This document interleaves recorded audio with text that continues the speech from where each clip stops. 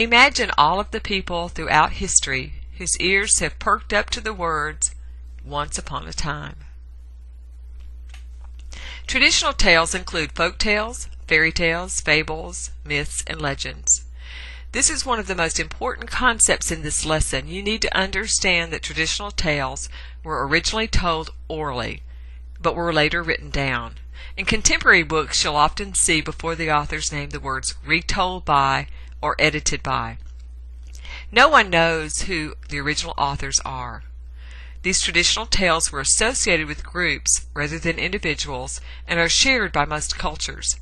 They provide a background of illusion that connects cultures and nationalities that share these stories. We all know what it means when someone talks about their Prince Charming. We all want to live happily ever after. We all know what it means when we talk about the Wicked Witch. Nursery rhymes probably include most all of the characteristics of traditional fantasy: a simple story structure, happy endings, predictable themes. In traditional tales, characters are one-dimensional, a hero or a villain. The heroes wear the white hat and the villain wears the black hat, which makes them easy to identify. This is one of the most important slides in the video. When we share these tales with children, we have to understand that originally these tales were told to adults, probably around the campfire or fireplace at the end of the day. But also sitting in the audience were young children. They absorbed these stories and passed them on generation after generation.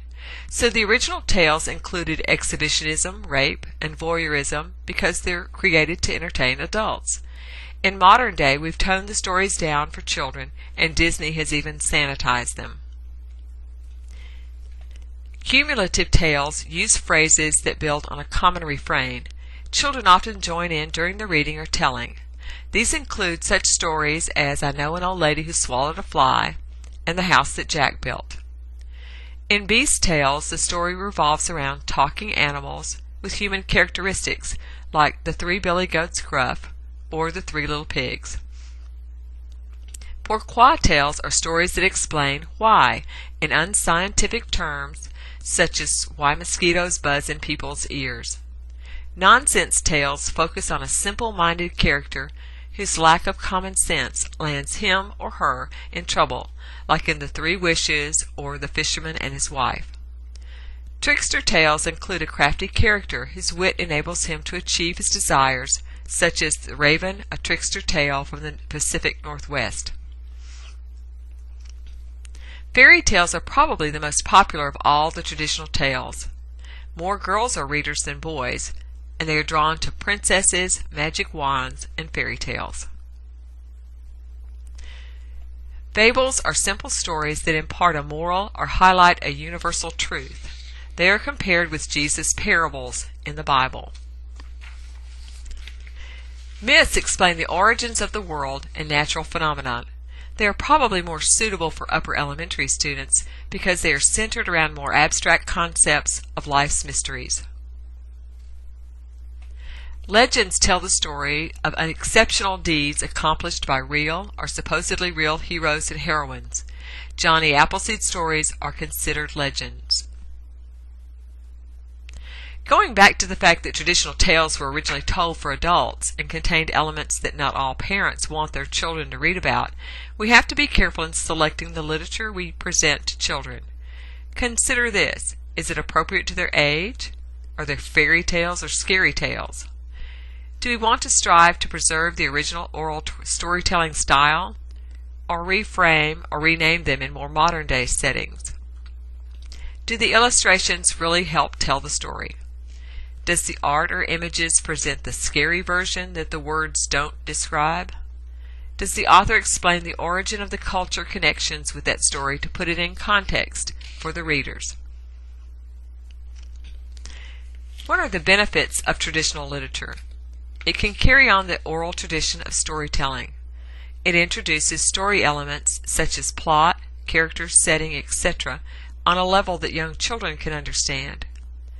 Helps children deal with internal conflicts they face growing up by facing their dragons and impregnable castles at an early age, in not a land far away, but right there in their hands. There's cultural literacy.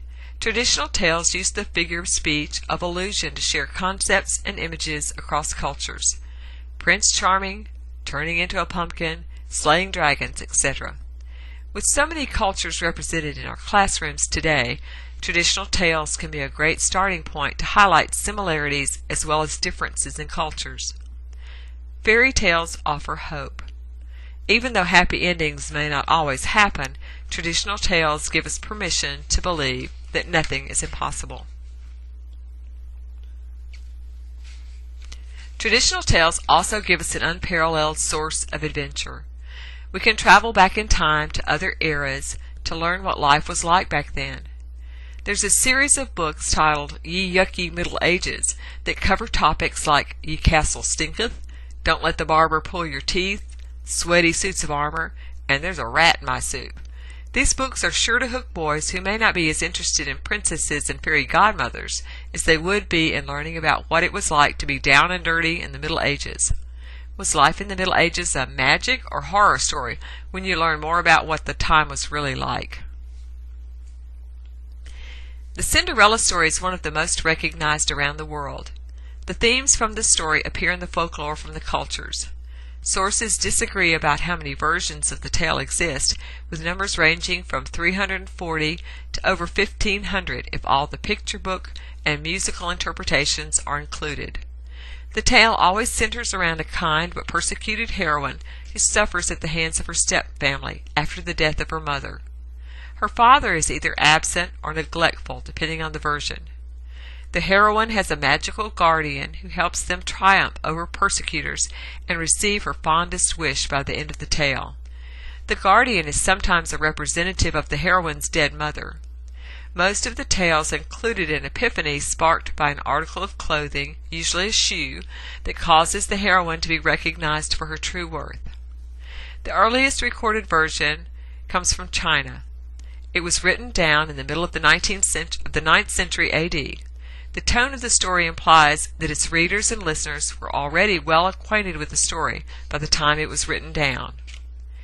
Barbara Ensor has written a version of the story titled Cinderella as if you didn't already know the story. This version is told in a series of letters that Cinderella is writing to her dead mother about how life has changed since her father has remarried. Older students will enjoy this version of the story as it's a more humorous version than what they're familiar with. This chart shows some of the versions of the Cinderella story and highlights the similarities and differences.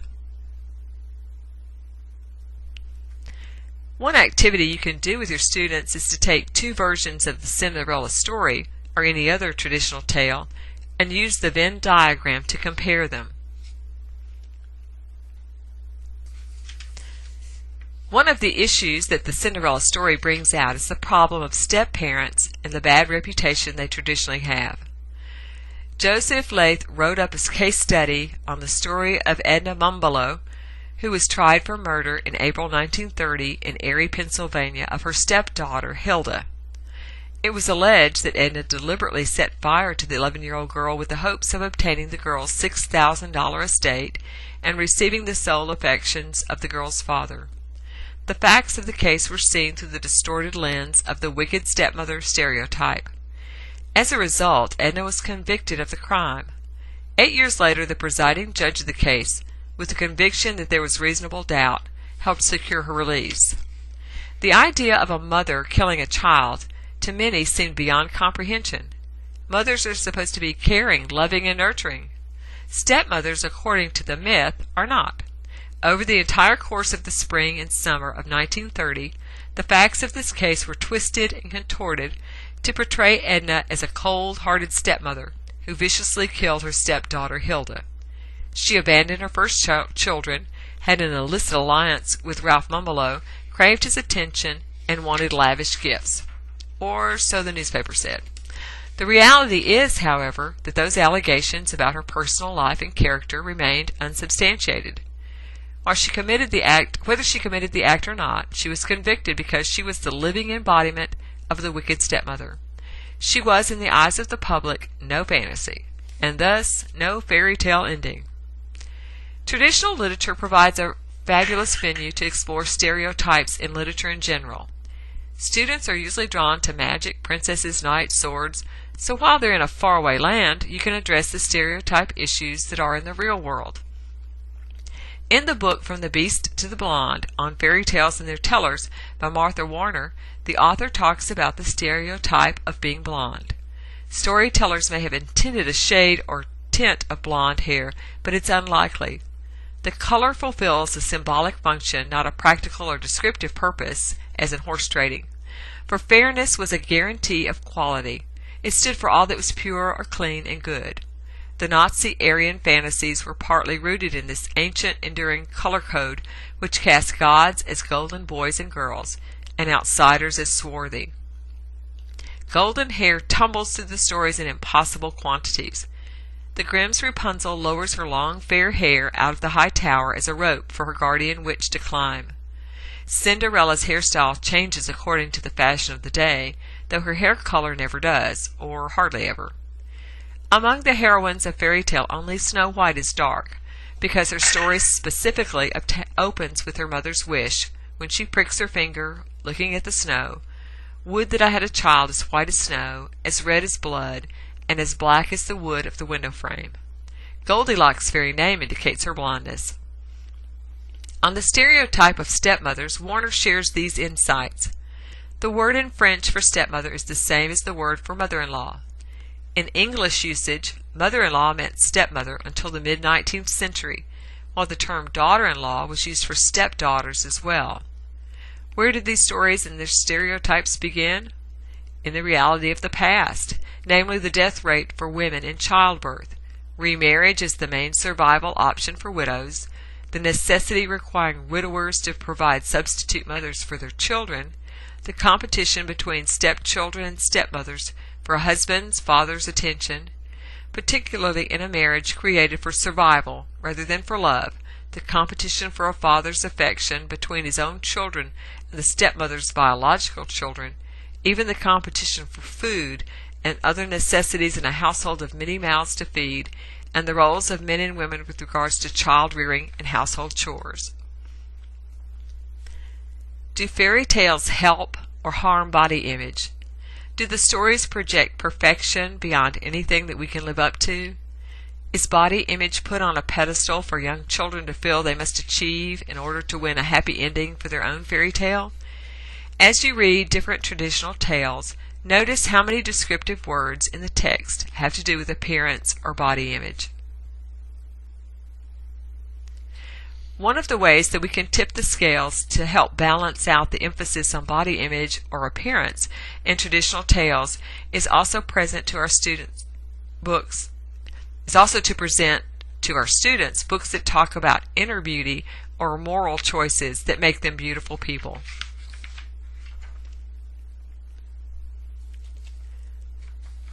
Some things to look for in order to help kids challenge stereotypes are the following.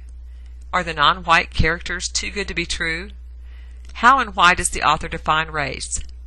What would have been lost if the character's race had not been defined by the author? Is the cover art true to the story? Does it contradict the content of the story? Who are the change agents? White only? Would a change in color of the rescuer change the way you view the story? How is beauty defined? By Barbie or Disney? Look for gender-neutral books where individuals are portrayed with distinctive personalities, irrespective of their gender, hero or shero. Achievements are not evaluated on the basis of gender. Occupations are represented as gender-free. Clothing is described in functional rather than gender-based terms. Females are not always weaker and more delicate than males. Individuals are logical or emotional depending on the situation, not the gender. The language used in the text is gender-free, etc. In Jane Yolen's book, Not One Damsel in Distress, World Folk Tales for Strong Girls, she writes an open letter to my daughter and granddaughters. Her letter says the following. This book is for you because for the longest time I didn't know that girls could be heroes too. Not heroines, not sheroes, a term Maya Angelou made up, because heroes and sheroes sound like lesser or minor heroes. This book is for you because in it are folk tales about heroes, regular sword-wielding, spear-throwing, villain-stopping, rescuing type heroes who also happen to be female. More than a few barbarian armies in the long ago included women warriors and battle queens. If you look in the Bible, there's the priestess queen Deborah accompanying the troops into battle. A fabulous but hidden part of history is the fact that in England in the 14th century, there were women actually fighting in tournaments alongside the knights. In the Behe tribe in Africa, there was a corps of women lancers. Native American tribal histories are full of similar stories. A secret society of Cheyenne women warriors, the famed Crow warrior Woman Chief who battled the traditional Blackfoot enemy, the Blackfoot girl Brown Weasel, later called Running Eagle, who learned hunting and warfare from her brother. This book is for you because it is important to know that anyone can be a hero if they have to be.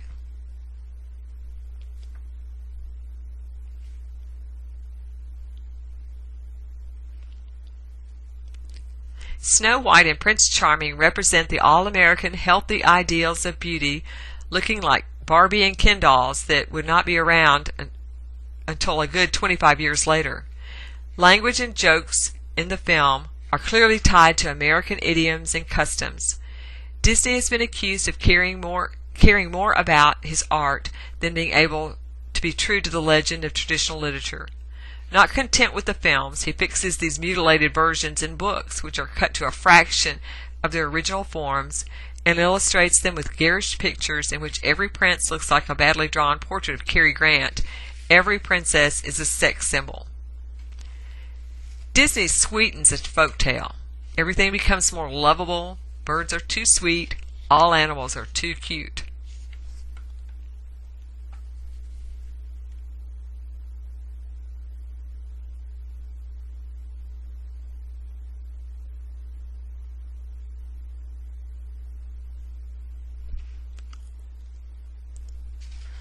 Fractured, opposite, or reversed fairy tales are not only another way of expressing these stories, but can lead to a better understanding of the purpose of the tales by deconstructing them.